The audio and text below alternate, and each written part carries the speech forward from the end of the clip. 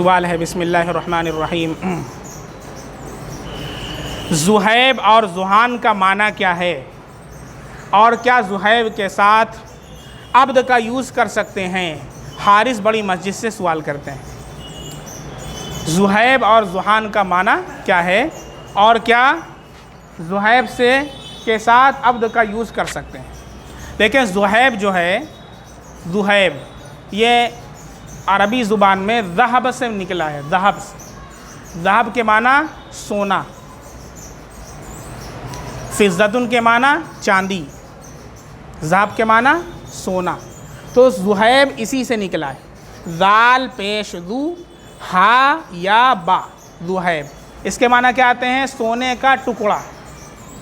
کیا معنی ہوگا؟ سونے کا ٹکڑا۔ تو میرا یا آپ کو میری نصیحت ہے، میری طرف سے مشورہ ہے کہ صحابہ کرام کے نام پر اپنے بچوں کا نام رکھیں، اولیاء اللہ کے نام پر اپنے بچوں کا نام رکھیں، انبیاء کے نام پر اپنے بچوں کا نام رکھیں، یا ایسا نام رکھیں کہ جس کے شروع میں عبد لگا ہو۔ کیا لگا ہو؟ چنانچہ بخاری شریف کی روایت ہے، احب الاسماء الی اللہ عبد اللہ و عبد الرحمن۔ اللہ کو سب سے پیارے جو نام ہیں، سب سے پسندیدہ جو نام ہیں، وہ کیا ہیں؟ عبداللہ اور عبد الرحمن۔ کیوں؟ اس لیے کہ اس میں عبد لگا ہوا ہے، عبدیت کا اس میں اظہار، اللہ کا بندہ، رحمان کا بندہ۔ تو عبد جو لگا ہوتا ہے، جس میں عبدیت کا اظہار ہوتا ہے، وہ اللہ کو بڑے پیارے نام ہے۔ دوسرا سوال جو آپ نے کیا ہے کہ زہیب کے ساتھ عبد لگا سکتے ہیں۔ دیکھیے، عبد کے معنی بندہ، عبد کے معنی کیا ہوتے ہیں؟ بندہ۔ تو عبد کا ورڈ اس جگہ لگا سکتے ہیں کہ جو اللہ کی صفت ہو۔ عبد کا ورڈ اس نیم کے ساتھ لگا سکتے ہیں جو اللہ کی کیا ہو؟ صفت ہو۔ جیسے عبد الرحمن، رحمان کا بندہ، رحمان اللہ کی صفت ہے۔ عبد الرحیم، رحیم کا بندہ، رحیم اللہ کی صفت۔ عبد الملک، ملک اللہ کی صفت، ملک کا بندہ، بادشاہ ہے، ملک کا بندہ۔ بات سمجھ میں آ رہی؟ یا اللہ کا نام ہو عبداللہ۔ اور زہیب جو ہے، یہ اللہ کی صفت نہیں ہے۔ زہیب کے معنی تو سونے کا ٹکڑا۔ تو آپ اگر عبد الزہیب نام رکھیں گے تو کیا ترجمہ ہوگا؟ سونے کے ٹکڑے کا بندہ، سونے کے ٹکڑے کا بندہ ہے وہ، تو زندگی بھر وہی کرے گا، سونے ہی کے پیچھے بھاگے گا۔ اس لیے اسم کا جو اثر ہوتا ہے وہ مسمى پر ہوتا ہے، نام کا اثر ذات پر ہوتا ہے۔ اس لیے میری یہ درخواست ہے سب لوگوں سے کہ نام رکھنے سے پہلے علماء سے یا کسی دینی مدرسے سے کیا کر لیں، کسی دارالافتاء سے کنسلٹ کر لیا کریں۔ اور بہت سے لوگوں کو میں دیکھتا ہوں، یہ بھی ایک بری عادت چل پڑی ہے کہ نیٹ کے اوپر نیم سرچ کرتے ہیں۔ میں آپ کو ابھی کل کی بات میں آپ کو بتا رہا ہوں، جیسا کہ انہوں نے پوچھا ہے زحان، اور اسی وجہ سے میں نے اس کو اپنے اسٹیٹس پر بھی لگا لیا تھا۔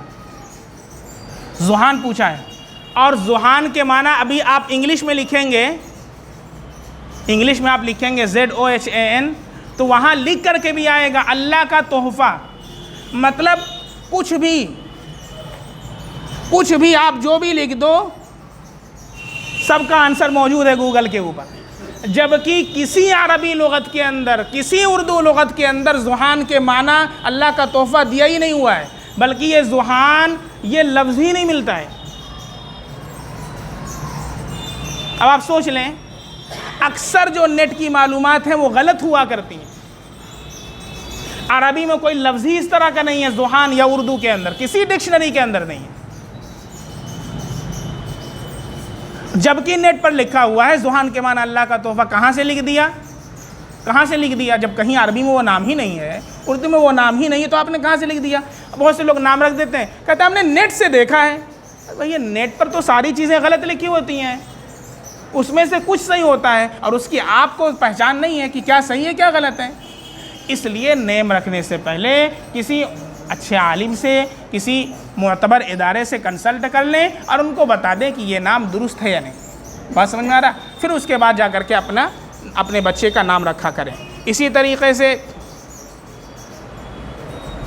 زحان کا معنی، جب زحان کوئی لفظ ہی نہیں ہے تو اس کا معنی بھی موجود نہیں ہے۔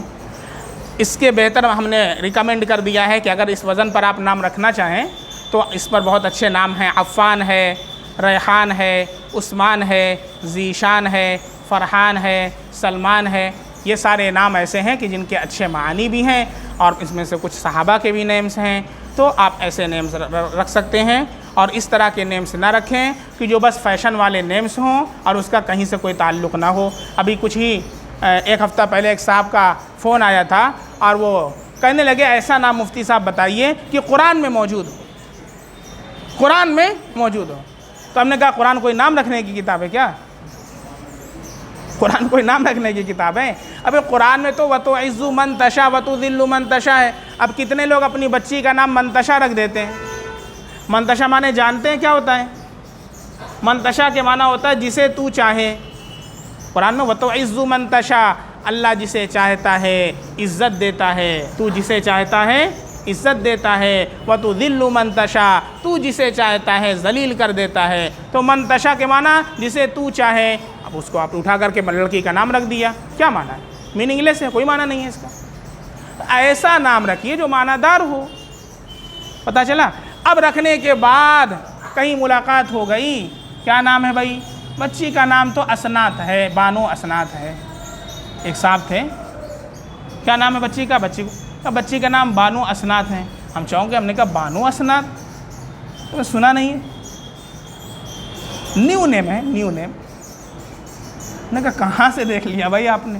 کہ سیریل ہم دیکھ رہے تھے یوسف زلیخا والا